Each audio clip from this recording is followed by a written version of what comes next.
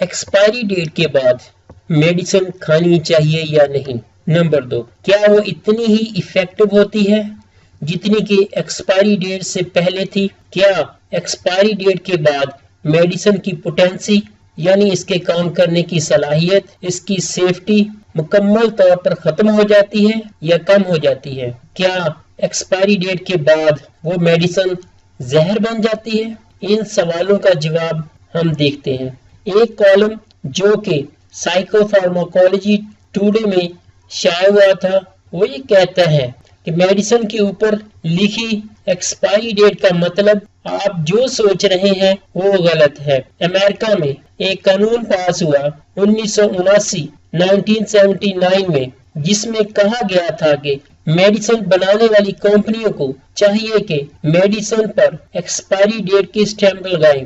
یہ وہ تاریخ ہوتی ہے، اس تاریخ تک میڈیسن بنانے والی کمپنی گارنٹی دیتی ہے کہ اس تاریخ تک ہم اپنی میڈیسن کی پوٹینسی کی اور اس کی سیفٹی کی مکمل گارنٹی دیتے ہیں۔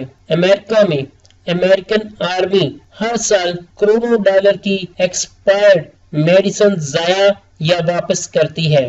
امریکن آرمی نے FDA سے درخواست کی کہ آپ ایک اسٹڈی کنڈکٹ کریں کہ ایکسپائری ڈیٹ کے بارے میں۔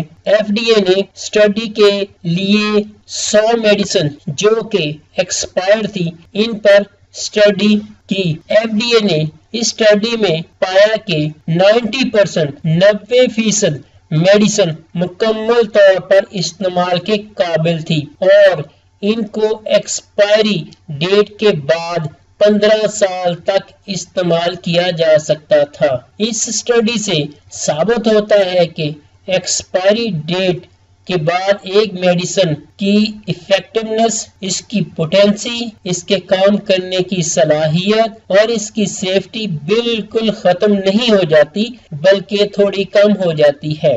اگر وہ 100% پوٹینٹ تھی، سیف تھی، تو ایکسپائری ڈیٹ کے بعد وہ 95% پوٹینٹ ہو سکتی ہے، سیف ہو سکتی ہے، ایفیکٹو ہو سکتی ہے۔ کوئی میڈیسن ایکسپائری ڈیٹ کے بعد زہر نہیں بن جاتی بلکہ اس کے کام کرنے کی صلاحیت یعنی پوٹینسی، اس کی سیفٹی تھوڑا کم ہو جاتی ہے۔ یاد رہے کچھ میڈیسن جیسا کہ اینجیسائڈ، insulin, liquid antibiotic, powder form میں اینٹی بائیوٹک، ان کی پوٹینسی، ان کی سیفٹی اور بہت جلدی کم ہو جاتی ہے، اس لیے ان کو ایکسپائری ڈیٹ کے بعد استعمال کرنے سے اجتناب کرنا چاہیے۔ ان کی پوٹینسی بہت جلدی ختم ہو جاتی ہے۔ ایکسپائری ڈیٹ میں میڈیسن مافیا کا بہت عمل دخل ہے۔ اگر وہ ایکسپائری ڈیٹ کے بارے میں تھوڑا پبلک میں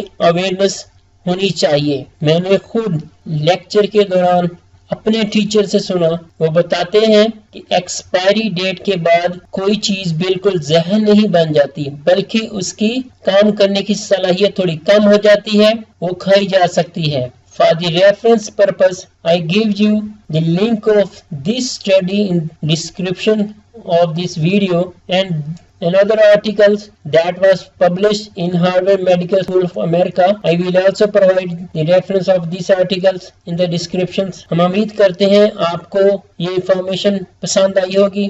مزید معلوماتی ویڈیو کے لیے ہمارے چینلز کو سبسکرائب کریں اور بیل آئیکن کے بٹن کو پریس کریں تاکہ آپ کو ہماری ہر نئی آنے والی ویڈیو کا نوٹیفیکیشن مل سکے۔ Thank you.